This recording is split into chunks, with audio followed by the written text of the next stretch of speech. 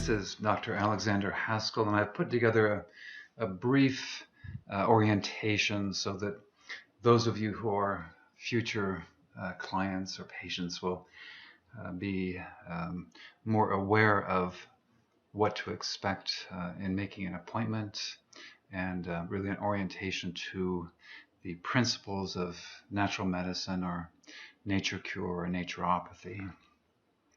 And this orientation would apply to both local and also long distance clients, trying to help you to understand what my perspective is on the underlying conditions of any condition, whether it's arthritis or chronic fatigue or asthma, Hashimoto's, thyroid issues. Every condition will have similar underlying issues, which is what I want to present to you now.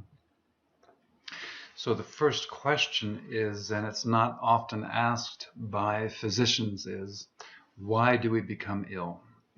What are the issues or causes of becoming ill?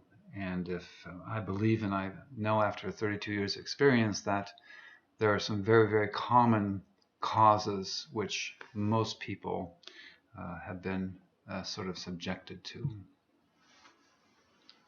So then the question is, how do we recover our health? And I believe that recovering our health is a matter of understanding these underlying causes and to simply address or to remove them. Because if we can understand the causes, if we can remove these causes, then this vibrancy, this health, which I believe everyone contains sometimes very, very deep within, if we can bring that health to the surface by uncovering or removing these causes, then our vitality and health can be reestablished. I want to emphasize that we do not treat symptoms. Medical doctors, generally speaking, treat symptoms with medications or synthetics which biochemically reduce symptoms but do not address the causes.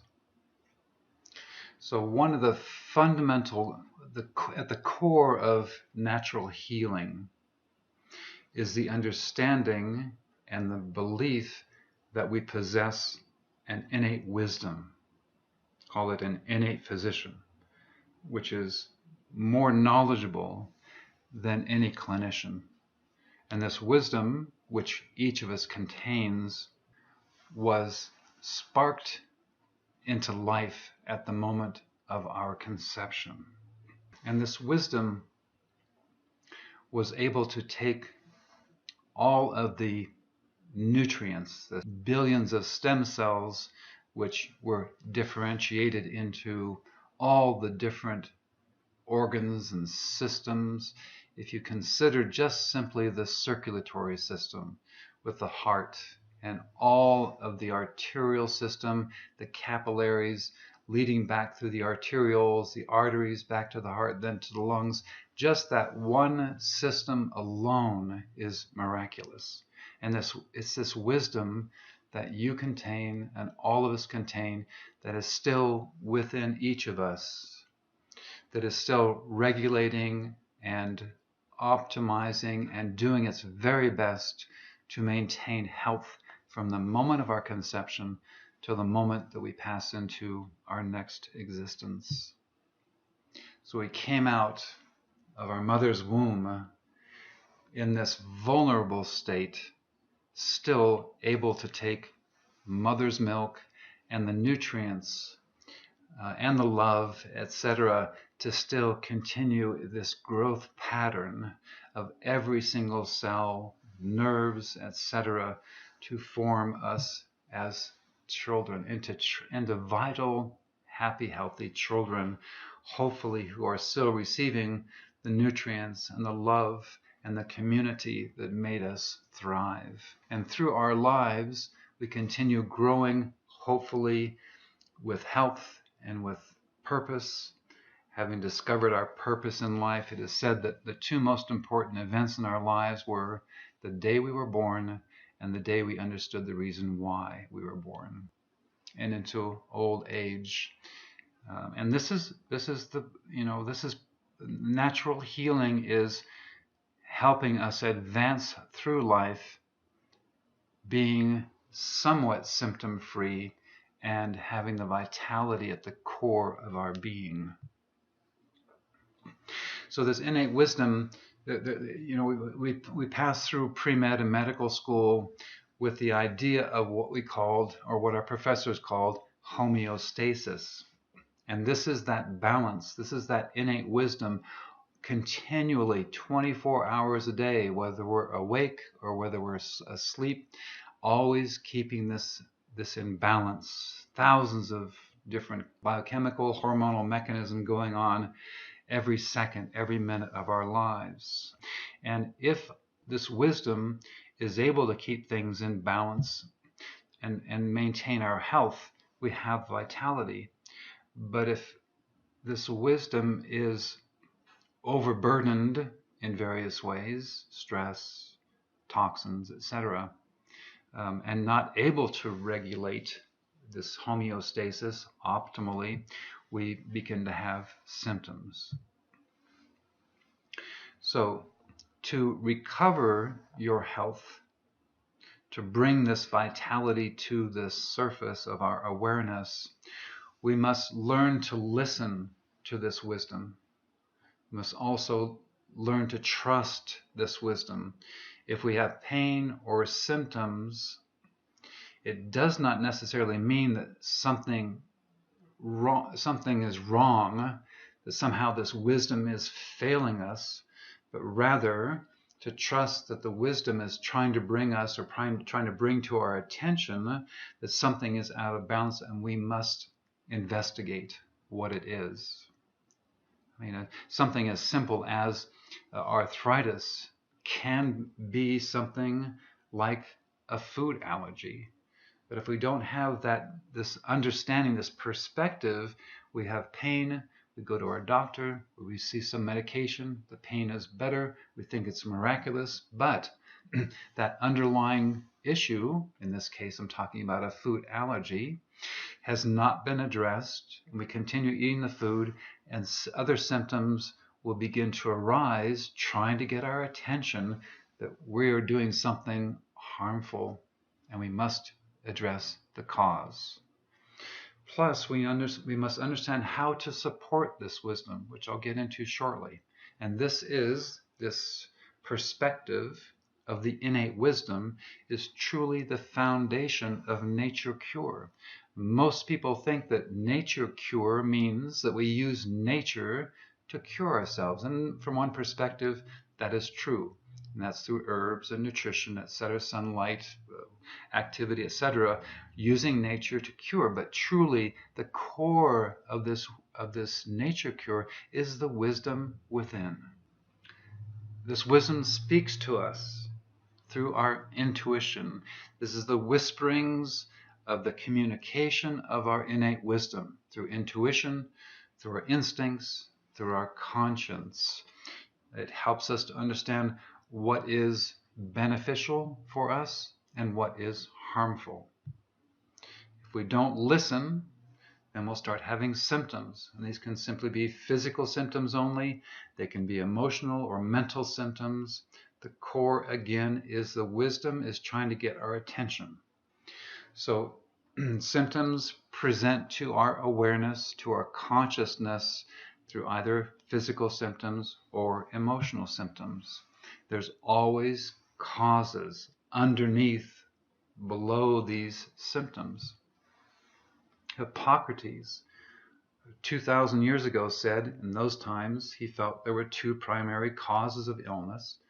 The first being our exposure to harmful environmental toxins, and the second cause was nutritional deficiencies. And this just makes common sense.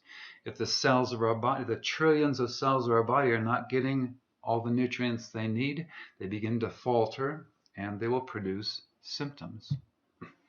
So let's look at environmental toxins. First of all, we are born, this is a model of the empty bowl. We're born with an empty vessel, so to speak. And our systems are healthy and pure and able to thrive. These environmental toxins enter us into our body, into this bowl through the skin, through the air we breathe, and through what we ingest, through the intestines. And we're all familiar with, thousands of chemicals that we're being exposed to. I've just put a few on the screen here, of course. Lower left are herbicides, pesticides. Above that, the pollution in our air, the fluoride in our drinking water and what's given to us through our dentists and toothpastes. The plane is spraying herbicides, pesticides over our vegetables and fruits. We have cosmetics that are laden with chemicals. Again, anything you put on your skin is going to be absorbed through the skin into the body. We're exposed to so many chemicals in the household.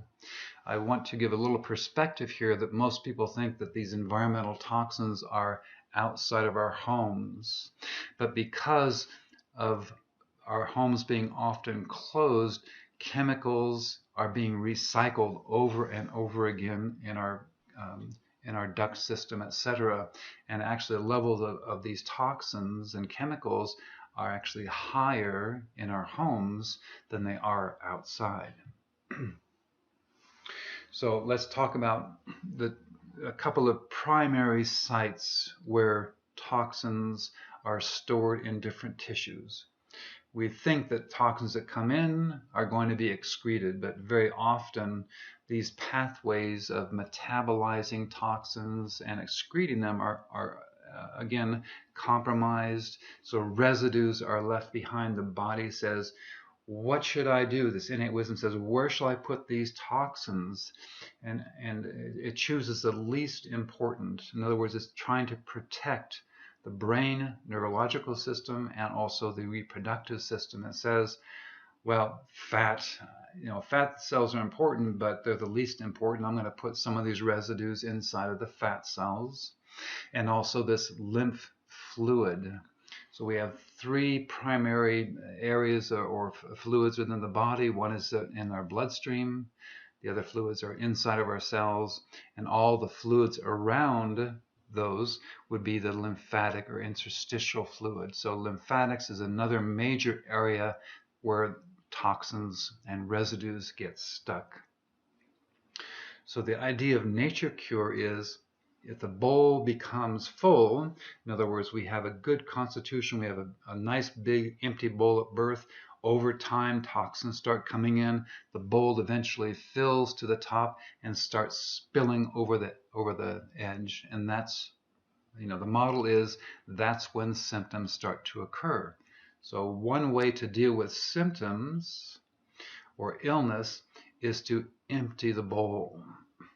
So the primary pathways of detoxification are the liver, to the right the kidneys, the colon or intestinal tract is one way the body will excrete toxins, and the fourth way is through the skin. We can get toxins by sweating. So this is nothing new. The idea of being exposed to these chemicals goes back to Silent Spring and back to DDT back in the 50s.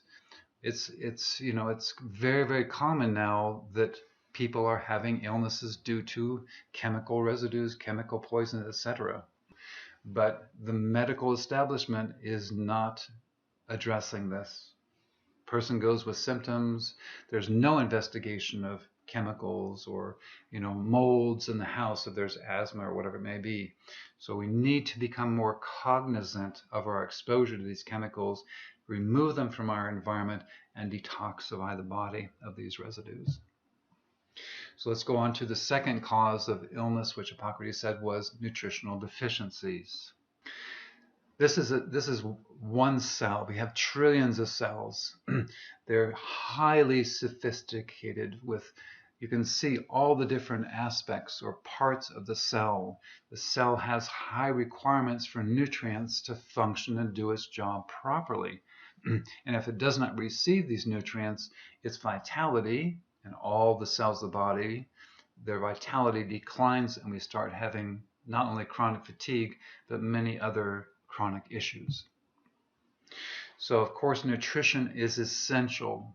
Eating wholesome, nutrient-dense foods is the first step to nourishing every cell of our body. But unfortunately, we're eating foods which have very low nutrient content and actually cause residues because of their ingredients, residues in the body that get stuck in our tissues. So that's the first thing, focusing on nutrient-dense foods and avoiding those foods which have chemicals in them. Then there's the issue of actually digesting the food that we consume, digestion and assimilation of these nutrients. And a lot of people that have chronic issues, they're not digesting their food completely. No matter how much they've trimmed their diet down to wholesome foods, they still may not be breaking the food down properly to get all the nutrients into the body, and not assimilating properly because their gut ecology and their intestinal lining has become compromised for many different reasons. Now, if you look on the right of this, that pink circle represents a cross section of a blood vessel. So nutrients, hopefully nutrients are absorbed well through the gut lining. They enter into the bloodstream. The nutrients must then, to get to the cell, must pass through that liquid, that lymph fluid. Again, that's one site of residues being stuck in the body is a lymphatic fluid, must then get into the cell. So we have, again, another step or stage for those nutrients to finally get into the cell themselves. And of course, many symptoms are caused not only by nutrient deficiencies, but also from the storage of these residues, which causes the cells to decline in their vitality, their health. So, knowing all this, where do we get started? What's one of the first steps that we do? Because we have these nutrient deficient cells, we also have the toxins in these cells and in the lymph fluid, and we have these pathways of detoxification which are overburdened. They're tired out, they're not working very efficiently and effectively to remove toxins from the body. We also have, a lot of people have, bacteria and viruses and molds which are unsuspected by most physicians, and these also cause issues. Hippocrates at the time did not know about the germ theory, but this is another important area to be addressing with any kind of chronic condition. So nutrient deficiencies, of course, I mentioned trying to focus on nutrient-dense organic foods. Juices are extremely important because they're so easy to assimilate the nutrients from juices, even when a person's digestive and assimilation is an issue. So once the food is into the gut, then some people need to be taking some enzymes to break down the food so it can be assimilated. This is usually temporary because when their health improves, their digestive system works better and they'll start producing more enzymes. The gut ecology is an issue for a lot of people for a number of reasons, partly because of the medications they've tried in the past which have been unsuccessful, or antibiotics they've taken, or pain medication which disrupts or causes issues with the gut lining. So a good probiotic, the Cerovera is a great aloe vera product which helps to repair the gut. And also people have, overgrowth of different types of bacteria and yeast in the gut. So those must be reduced using various products, including the oregano oil. And some people need a boost. They need to be using intravenous nutrients, vitamin C, B vitamins, etc., to help to speed up the process of nutrifying the cells in their body. And again, getting the lymph cleared up. We got to do some lymph drainage to get, lymph is a fluid that works its way up towards the chest, and then that fluid is drained into or dumped into the bloodstream. We've got to get that stagnant condition, get that lymph to start flowing like a stream rather than being like a swamp. So one thing that's really important to understand is that when when the cells are nutrient deficient, they're more susceptible to toxins getting inside the cells. And when a person starts to eat more nutrient-rich foods and their digestion and assimilation is improved and these nutrients are getting into the cells, the activity, the vitality of the cells start to increase, and they'll actually begin to start kicking out toxic residues from the cell, which goes into the lymphatic fluid and is drained back into the bloodstream. But what's going to happen if these pathways of detoxification are not working properly? It's going to put a large burden on the liver and kidneys and also the colon. When the toxins get into the colon's not working well. Those toxins will be reabsorbed back into the body again. If the lymph is not flowing properly, and if the person is never getting into a sauna to perspire impurities from the body, what's going to happen is they're going to go into a healing crisis, and they're going to feel sick. Headaches, nausea, fatigue, whatever symptoms they're having are probably going to get worse. And this is really important. Most people don't understand this. The cleanse or purification is great, but if these pathways are not working properly, they just feel worse and they feel discouraged. So you've got to support these pathways. So supporting the liver can be various products. I really tend to stay with food-based supplements and herbal-based supplements rather than synthetics. That's one thing. And sometimes people require a little help intravenously with providing some glutathione, which the body should be producing on its own, but usually when the body's been struggling for years and decades of having to deal with chemical residues coming through and breaking those down, usually the person is not able to make adequate glutathione. So we sometimes do what's called a push, which is very simply pushing some through it with a syringe, pushing some glutathione into the venous system. For the kidneys, there's a couple of products as well to help drainage of kidneys, kidneys being another pathway of detoxification. The intestines, lots of products. Primarily, you're trying to keep the bowels moving each day, having some type of fiber in the product so that it can bind onto toxins so the toxins are not reabsorbed back into the body again. And the lymphatic system, this is one of the core focuses for drainage must be the lymphatic system. We have a therapist who does great lymphatic massage. On the lower right, you'll see the application of hot and cold compresses, what is called constitutional hydrotherapy, which is one of the most effective old-time naturopathic treatments for getting lymph to start to drain, to get the swamp moving, get the river of the lymph flowing once again. So these are detoxification therapies, which we'll get into next. That hydrotherapy was one of them. We'll cover that just a little bit briefly, just in a moment. But the detox therapies are used to empty the bowl. Simple as that. So again, hydrotherapy has been used for centuries in the United States and even longer in Europe as a great way to help the vitality of the body to be stimulated. So the compresses are hot to start with, 5 minutes.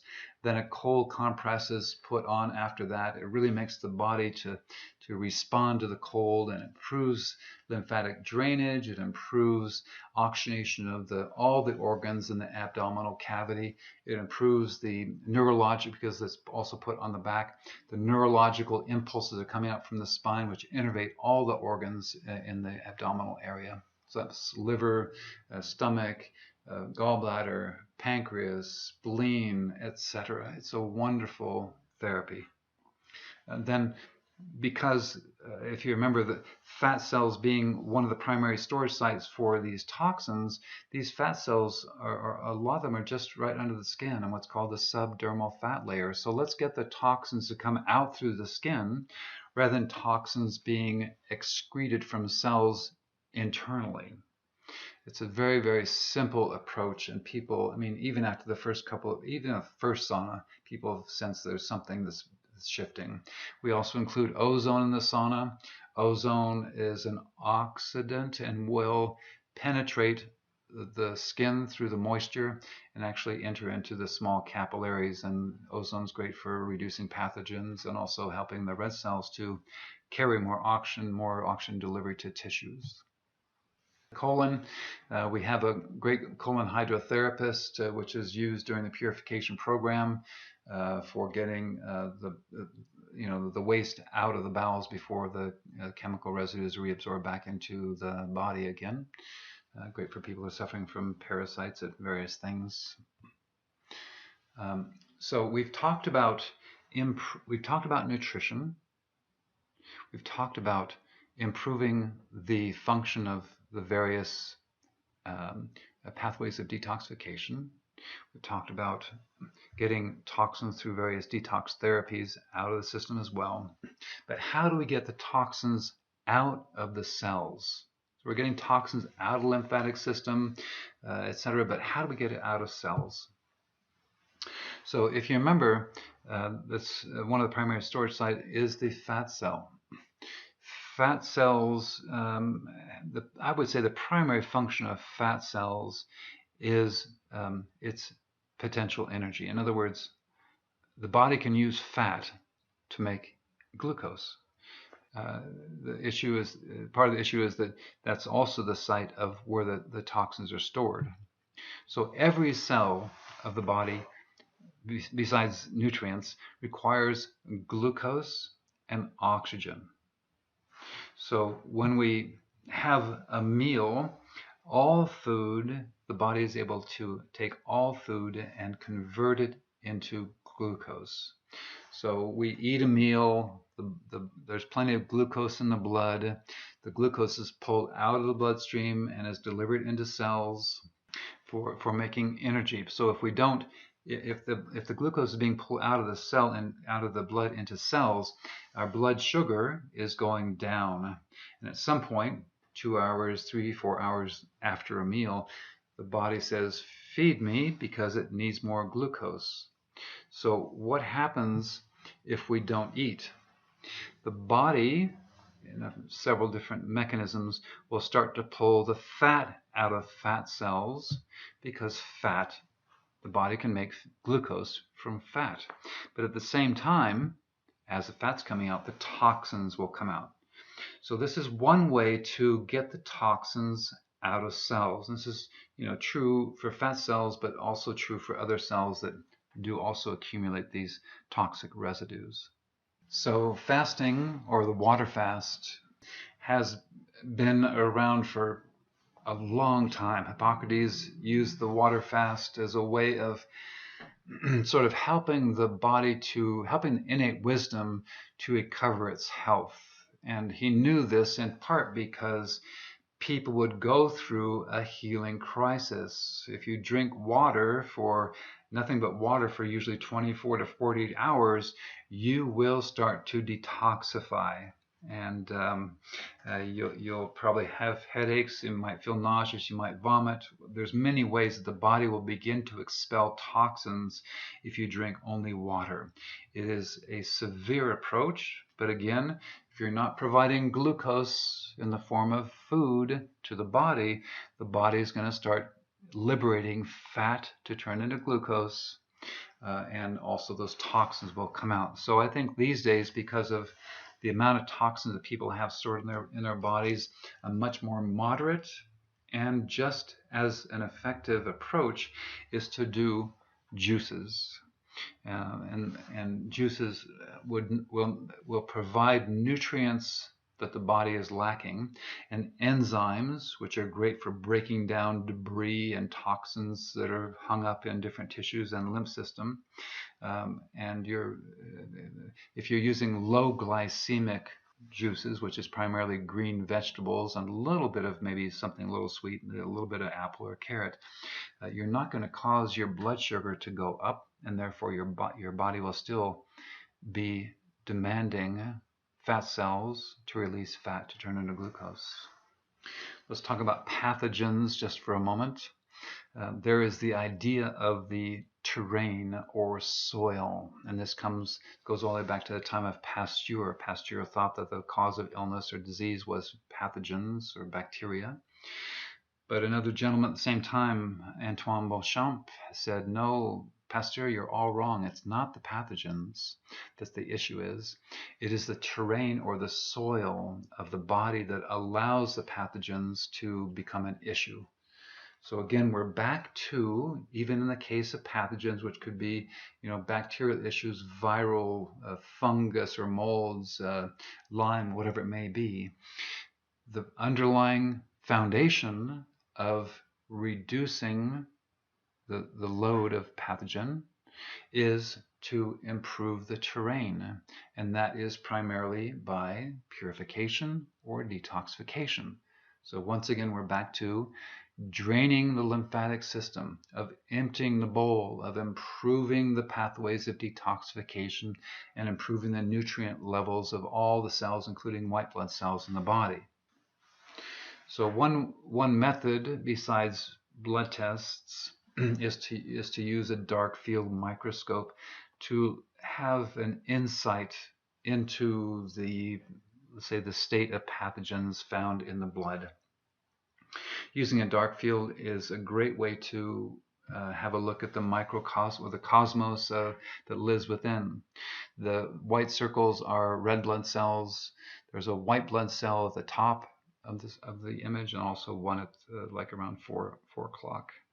So it tells us a lot of information from looking at a person's blood under dark field. This is a pretty good image showing the red cells being separate, and the size of the white blood cell is the way it should be. And there's many other conditions which of agglutinated red cells, of tiny little white blood cells, or white cells that are not active at all. You can actually stop down the diameter of the light and actually see the activity of a white blood cell. It's one thing to have a white blood cell count from a lab, say your white cells are normal count, but you look under a dark field and see they're not even moving. And this is usually a suppressed immune system for a number of reasons, or overgrowth of pathogens. The white cell is just so tired it cannot deal anymore with this, or lack of vitamin C. All kinds of things can be seen with a dark field. And then bacteria, you don't usually see bacteria at first when you look at a screen like this, because the bacteria will actually wrap themselves or adhere themselves to the membrane of the red blood cells. So we have to crush the red blood cell, and sometimes some pretty amazing little creatures are shown. Here's a couple that I just took a random photograph of off our monitor, but some pretty incredible stuff, But if we focus too much on pathogens, it can be a trap. And we have therapies that we use to reduce these pathogens, but really it comes back to the fundamentals of purification, improving the terrain. So one thing that we use for reducing pathogens is the UV-LRX. As far as I know, we're the only one in Utah to have this unit. It's an hour treatment. It has the frequencies of UVA, which reduces the number of pathogens, as well as reducing their ability to replicate. There's also a red wavelength, which reduces inflammation. It's great for wound healing. It also improves the oxygenation of tissues. It also has a green wavelength, which improves the flexibility of the red blood cell membrane, because those red cells often must fold themselves to fit into the small capillary beds to deliver oxygen and to pick up carbon dioxide. And often with chronic conditions, the person's flexibility is very compromised. Flexibility of the red blood cell is very compromised. So this helps to deliver more oxygen in tissues, helps to carry away more waste. and also helps us shift the blood to being more alkaline because of picking up more carbon dioxide. We also use ozone in different methods, intravenously, etc., injections for various conditions. So just to want to make one thing clear is that, you know, the other aspects of wellness and health are and sort of like the nature cure of joy and love and taking time to relax. Any kind of movement doesn't have to be exercise, strenuous exercise, but movement is very important. Again, movement's essential for lymphatic drainage. Being grounded, we're just, you know, we're no longer in contact with the earth. Grounding is extremely important for our vitality. Drinking water that's been restructured or structured water. What's coming out of our pipes, out of plastic bottles, etc., is bulk water, which is foreign to our body. When we were living more in nature, we were drinking from streams and playing in water and, you know, drinking from wells, etc. But now it's all piped in, and our body cannot assimilate water like it used to. And then really trying to avoid electromagnetic fields as best we can. Very important these days. So to summarize, it is consuming nutrient-dense foods, making sure our digestive system is working better. Assimilation of nutrients is a foundation. Supporting our pathways of detoxification through various natural, food-based, herbal-based products. Using various purification therapies to actually move, you know, lymphatic system to get the garbage and residues out of the colon and to sweat these residues out through the skin. And then doing we put people through juice fasts at our clinic, but this is something you can, you know, try doing in your home, you know, maybe taking a day on a weekend to do nothing but juices, or even if you want to go a little more extreme, to do nothing but water on a day. But trying to include a glass of juice per day is a great way to get a lot of nutrients to saturate our body with what our cells require. So I want to thank you for listening, and I truly believe that the future of medicine must address people's health and must also deal with prevention of illnesses. The holistic approach, the approach of addressing cause, eventually we're going to come to a place in medicine where it realizes that giving synthetics is not going to cure any condition. So I hope that this has been instructive. I hope it opens your mind. Please remember about the wisdom that resides within you. Begin to learn to listen to your intuition and your instincts, and that it speaks to you through symptoms which should be listened to and not be suppressed, but be investigated. It may mean changing a little bit of your lifestyle. It may mean investigating things in your home, such as molds. It may mean dealing with stress in a different way. There's all kinds of reasons why our innate wisdom is trying to tell us or to communicate something to us. So thank you very much, and I hope to see you in the future.